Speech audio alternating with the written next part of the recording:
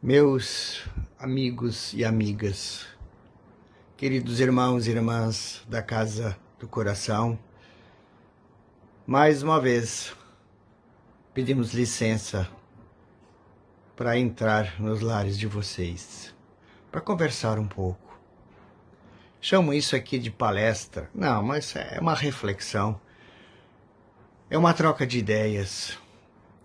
E eu fiquei pesquisando, olhando, sobre o que eu poderia falar agora, de tantas coisas que nós já conversamos, e me bate de novo o autoconhecimento. E eu descobri, isso não é nada científico, tá? Agora está na moda, é ciência, não é nada científico. Mas folheando o Livro dos Espíritos e lendo aqui e acolá, eu cheguei a uma conclusão. Pode não ser a mais exata, mas ela está muito próxima. Mais de 75% das respostas que nós encontramos no Livro dos Espíritos,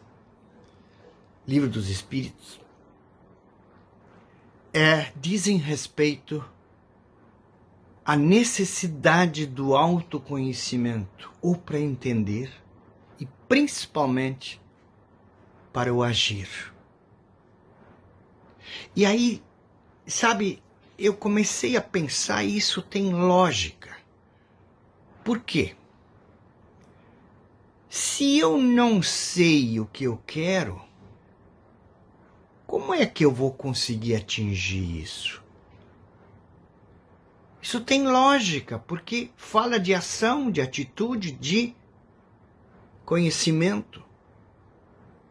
Como é que eu posso almejar, transformar-me moral e eticamente se eu não me conheço? Não adianta ler o Livro dos Espíritos só para ler a Gênese ou outros livros tantos que nós temos maravilhosos, se eu não sei como aplicar isso. Por quê?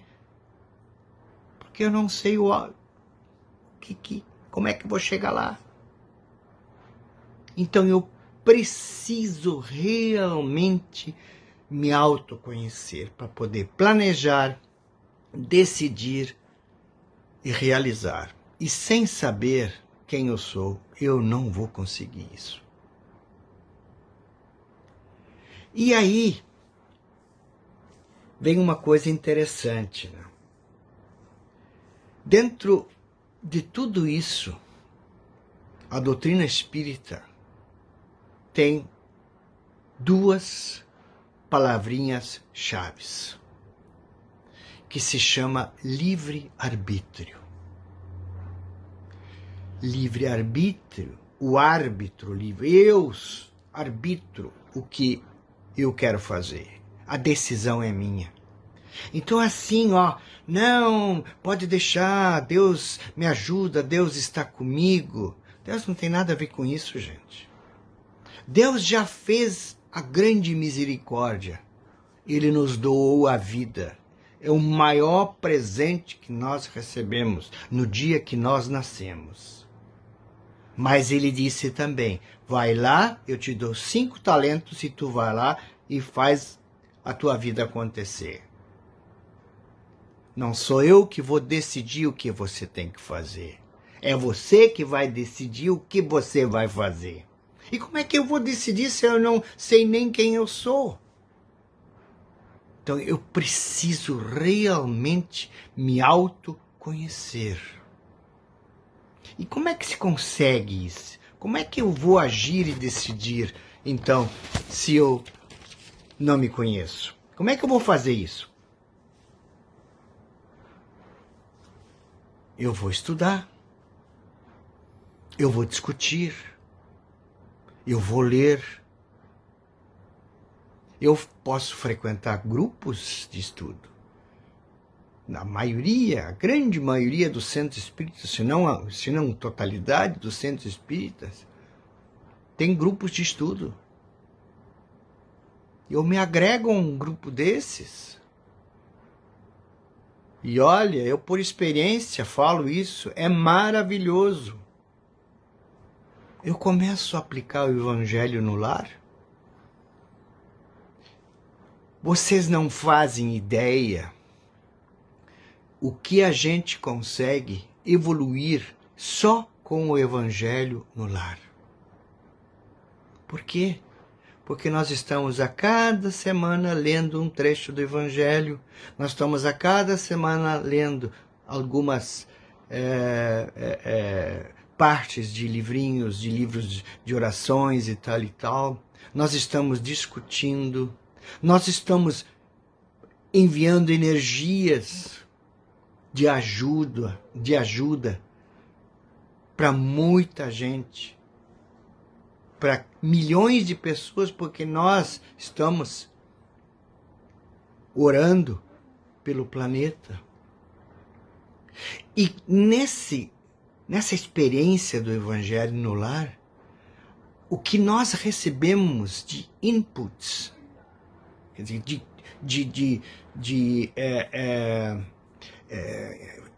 como é que eu vou expressar isso agora?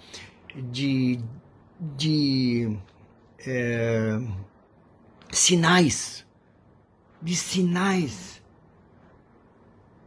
para nós evoluirmos. É impressionante.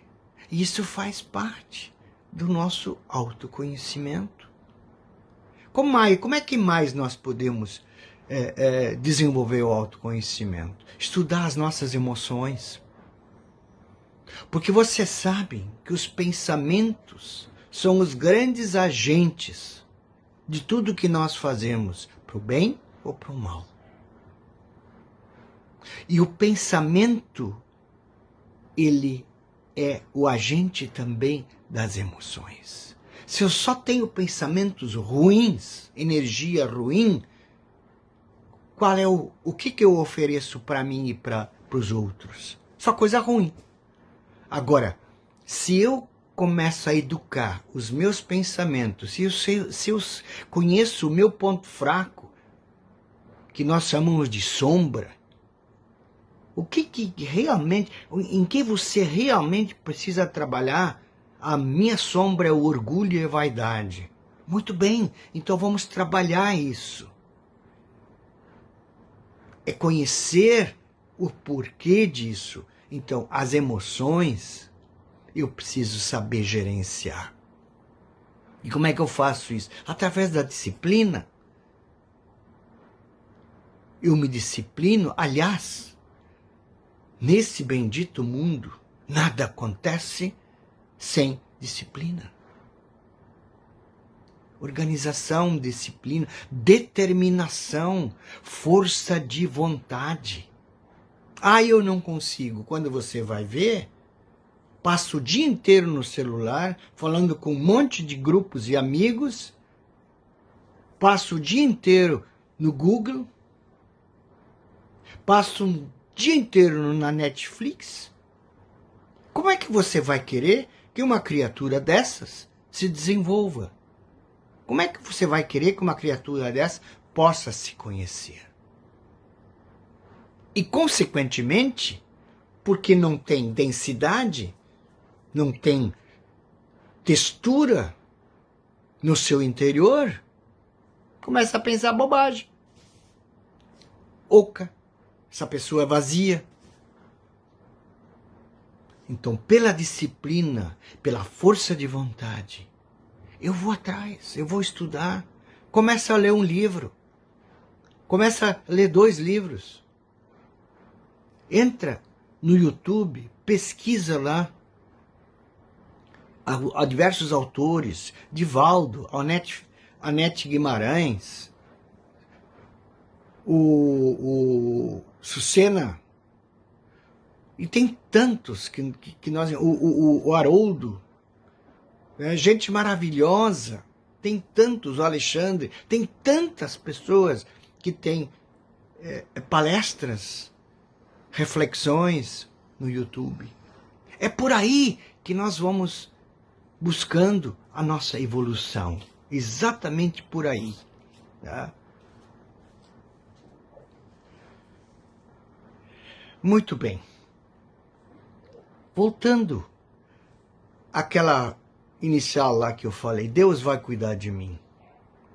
Gente, não se esqueçam, Deus nos deu, além da vida, a inteligência, o discernimento, a lucidez, a energia, a força, o poder de decidirmos.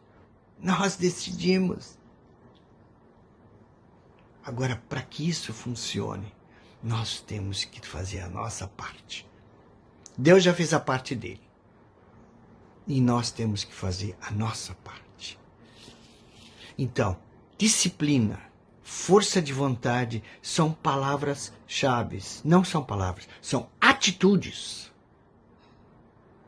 São atitudes chaves. Pensamento focado, energizado, o querer fazer as coisas, organizar, mexer-se. Mexer-se. Sai da zona de conforto. Sai da zona de conforto e vai aprender, e vai estudar, e vai ler. Isto se chama busca do autoconhecimento.